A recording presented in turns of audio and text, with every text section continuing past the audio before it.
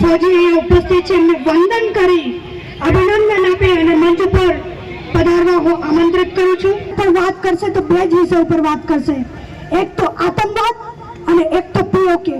આ સિવાય ક્યારે પણ આપણું ભારત એ કોઈની સામે ઝૂક્યું નથી, એ ઝૂકવાનો નથી. ને ક્યારે પણ અગર આતંકવાદની પ્રક્રિયા ક્યાંય પણ ભારતના ખૂણામાં થઈ તો ભારત એને યુદ્ધ જ માનશે અને આતંકવાદીઓનો ખાત્મો બોલાવશે. આપણને ગૌરવ છે એક ભારતીય તરીકે, આપણને ગૌરવ છે એક હિન્દુત્વ તરીકે કે આપણને એક એવા પ્રધાનમંત્રી મળ્યા છે. આપણી પાસે એવી ત્રણેય સક્ષમ સેનાઓ છે જેના થકી આપણે આપણા પરિવારમાં સુરક્ષિત છીએ. હું દરેક નગરજનોને વિનંતી કરું છું કે જેટલો પણ આપણી સેનાઓ આજુબાજુ આપણે અત્યારે પણ નિવૃત્ત ફૌજીઓ છે જેને પણ મળીએ અને અભિનંદન આપીએ, એનો આભાર માનીએ, જેના કારણે આપણે આપણા પરિવારમાં સુરક્ષિત છીએ. ફરી એકવાર આપ સર્વેને બહોળી સંખ્યામાં આટલા તાપમાનમાં પણ આ રાષ્ટ્ર પ્રેમને જગાડવા માટે આપ સૌ ઉપસ્થિત થયા એ બદલ આપ સર્વેનો ખૂબ ખૂબ આભાર.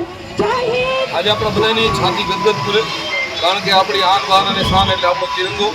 અને આજે જ્યારે માનનીય મોદી સાહેબના નેતૃત્વમાં જે એક આતંકવાદ વિરુદ્ધ, જે પાકિસ્તાન વિરુદ્ધ જે લડાઈ લડાણી, જે ભારતની વીર સૈનિકોએ, ભારતની સેનાએ એક દુનિયાને સાબિત કરી બતાવ્યું કે ભારતને કોઈ છેડે નહીં, તેમાંથી ભારત શાંત છે, ભારત શાંતિમાં માને છે.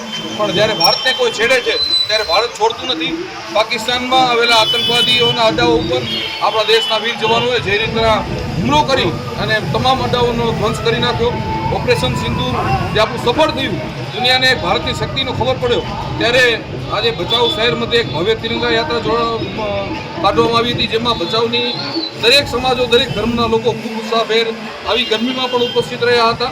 જેમાં ધારાસભ્ય શ્રી વિરેન્દ્રસિંહ જાડેજા, ધારાસભ્ય શ્રી માલતીબેન, જિલ્લા પંચાયત પ્રમુખ શ્રી જનકસિંહ, જિલ્લા ભાજપના મંત્રી ધવલભાઈ, અમારી ભચાઉ શહેર ભાજપની આખી ટીમ, વિશાલભાઈ ઠક્કરના નેતૃત્વમાં, અમારી નગરપાલિકાની આખી ટીમ, કેતાભાઈ રાઠોડને એમના તમામ સભ્યો અને ગામની સ્વૈચ્છિક બધી સંસ્થાઓ, વિશ્વ હિન્દુ પરિષદ, અવિનાશભાઈ જોશી, એટલે દરેક સમાજના, દરેક ધર્મના આગેવાનો સૌ સાથે મળી અને એક આ આયોજન કરેલું હતું, જે ખૂબ ભવ્યથી ભવ્ય રેલી ભચાઉમાં એક રાષ્ટ્રભક્તિના દર્શન બધાને ત્યાં ખરેખર આજે આપણે બધાની સાથે